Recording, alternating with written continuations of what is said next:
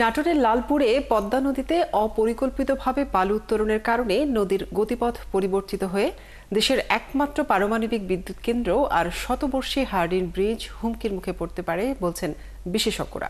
ঝুঁকিতে রয়েছে লালপুর পদ্মাচরের মানুষের জীবন জীবিকাও।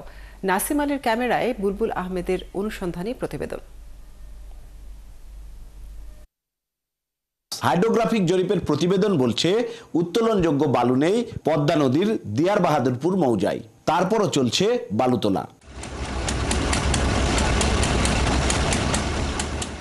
বিশেষজ্ঞরা বলছেন এতে নদীর গতিপথ বদলে ক্ষতির মুখে পড়তে পারে 4 কিলোমিটার দূরে অবস্থিত দেশের একমাত্র রূপপুর পারমাণবিক বিদ্যুৎ কেন্দ্র ও শতবর্ষী হার্ডিন্স ব্রিজ। কালার এক্সপার্ট, জর্জ স্যাপ এবং মাইল্ড অন হ্যান্ডস টেকনোলজি সমৃদ্ধ অরিক্স ক্রিস্টাল ওয়াশ আপনার লন্ড্রি এক্সপার্ট। এমনকি ঝুঁকিতে রয়েছে লালপুর শহরও। যারা বালি উত্তোলন করেন এবং অপরিণামদর্শী যে বিষয়গুলো ঘটবে সেগুলোও কিন্তু আমাদের সব গোটা পরিবেশ এবং নদীর গতিপথ, আমাদের রাষ্ট্রীয় গুরুত্বপূর্ণ স্থাপনা সবগুলোর জন্য হুমকি হবে। এদিকে অভিযোগ উঠছে বালুমহাল ইজারা দেওয়ার পূর্বে এবং ইজারার শেষে বালু উত্তোলন পরবর্তী হাইড্রোগ্রাফিক জরিপ করার বাধ্যবাধকতা থাকলেও নাটোর জেলা প্রশাসন তা করেননি। ইজারা পাওয়ায় লালপুরের দিয়ার বাহাদুরপুর মৌজা থেকে বালু তুলছে মেসার্স মোল্লা ট্রেডার্স। এমন পরিস্থিতিতে বালু তোলা বন্ধ না হলে ভয়াবহ নদী ভাঙ্গন সহ নদীর গতিপথ পরিবর্তনের আশঙ্কা করেন পানি উন্নয়ন বোর্ডের কর্মকর্তা আর এলাকাবাসী।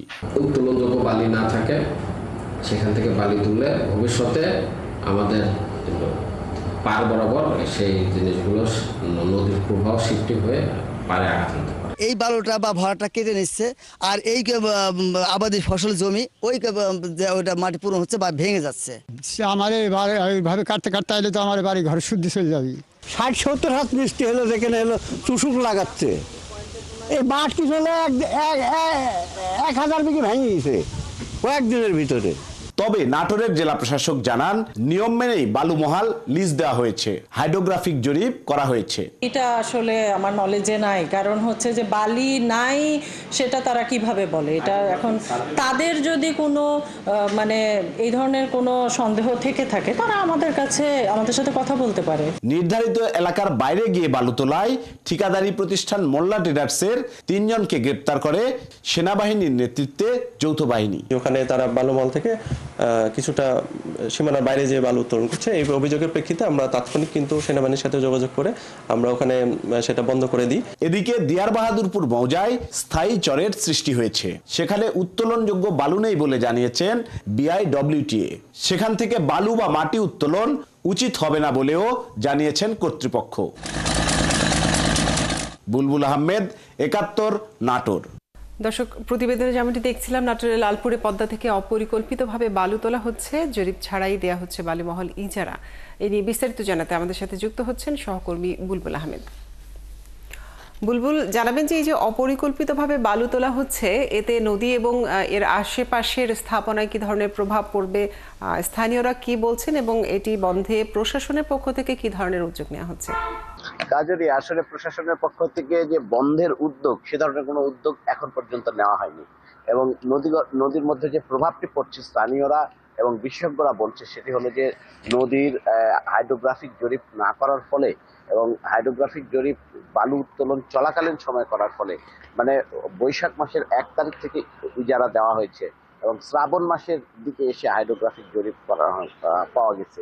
তো সেখানে দেখা যাচ্ছে যে 1431 সালের যে খননোত্তর হাইড্রোগ্রাফিক জরিপ এবং 1432 সালের খনন পূর্ব বালু উত্তোলনের পূর্বে যে হাইড্রোগ্রাফিক জরিপ, সেটি না করেই বালু মহাল ইজারা দেওয়া হয় এবং ইজারা পাওয়ার পরে এই যে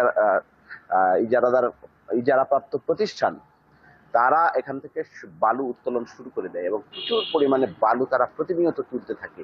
এরপরে যখন সেখানে গিয়ে হাইড্রোগ্রাফিক জরিপ করা হয়, তখন সেখানে আর বালির সন্ধান পাওয়া যায়নি। যে দাগাঙ্কিত এরিয়া উল্লেখ করে জেলা প্রশাসন লিজ দিয়েছিল, সেখানে হাইড্রোগ্রাফিক জরিপ করতে গিয়ে দেখা যায় যে সেখানে অন্য জায়গা থেকে, যেহেতু নদীর ভিতর থেকে পানির নিচ থেকে বালি তোলার সঙ্গে সঙ্গে অন্যত্র থেকে এসে ওই জায়গাটা পূরণ হয়ে যায়। তো ফলে সে জায়গায় পলি পড়েছে এবং ওইখানে বালির অস্তিত্ব পাওয়া যাচ্ছে না। এখন যেহেতু যারা ইজারাপ্রাপ্ত প্রতিষ্ঠান তারা প্রচুর পরিমাণে বালু প্রতিনিয়ত তুলছে এবং ওই এলাকায় হাইড্রোগ্রাফিক জরিপের করার ফলে গত আগস্ট মাসের 14 তারিখে বিআইডব্লিউটি প্রতিবেদন দিয়ে বলছে যে সেখানে কোনো বালি নেই এবং খনন করার পরে মানে 1431 সালের যে খনন করার পরে এবং 1432 সালের চলতি যে বাংলা বছর সেই বছরের খননের পূর্বে যে জরিপ করার কথা ছিল সেটি না করার ফলে ওই এলাকা থেকে বালু উত্তোলনের ফলে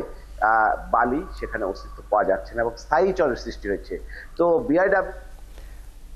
প্রশাসন থেকে কোনো ধরনের ব্যবস্থা না নেওয়ায় জটিলতা তৈরি হয়েছে। বুলবুল, আপনি যেমনটি জানাচ্ছিলেন, দর্শক আমাদের সাথে নাটোর থেকে যুক্ত ছিলেন আমাদের সহকর্মী জানাচ্ছিলেন নদী থেকে অবৈধভাবে বালু উত্তোলনের বিষয়ে বিস্তারিত।